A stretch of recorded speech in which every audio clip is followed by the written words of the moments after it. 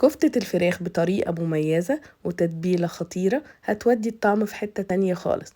أول حاجة في وصفتنا النهاردة، معايا هنا كيلو من الفراخ فرمتها. هضيف عليها البصل دايما أنا بحب الأول أشوحه في الزيت، ومعلقة من الثوم، وبقدونس كمية زي ما تحبوا، وأربع معالق من البقسماط، وملح وفلفل وبابريكا مدخنة، وكمان كاري هيديها طعم حلو قوي. وهضيف بضاية عشان تمسك كل ده مع بعضه، وهخلط كل الخليط ده مع بعض كويس جدا. عايزه اقول لكم ريحته خطيره. وبعد كده في الصينيه اللي هتدخل الفرن حطيت ورق زبده، ومعايا هنا زيت بحطه بس في ايديا علشان اقدر اشكلها كويس. وهجيب الاسياخ بتاعت الشيش طاووق وهبدا اشكلها. وطبعا ممكن نعملها بالاشكال والاحجام اللي تناسبنا واللي بنحبها. انا عملتها بالاحجام والشكل ده زي ما انتوا شايفين. هي دي الخطوات.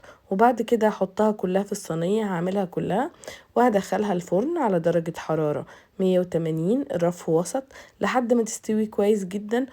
وهعمل بعد كده الصوص بتاعنا ده بحط فيه زبادي، وكمان بحط نعناع مفروم، و3 معالق كبار من المايونيز، ودي علبة زبادي، ونص معلقة من التوم، دي هتديله طعم حلو. وكمان هضيف الملح والفلفل، وما تنسوش عصرة الليمونة. واكيد هنضيف زيت زيتون بيديها طعم حلو قوي. وكده الصوص بتاعنا جاهز. قدمتها مع رز وسوتيه خطيرة، لازم تجربوا.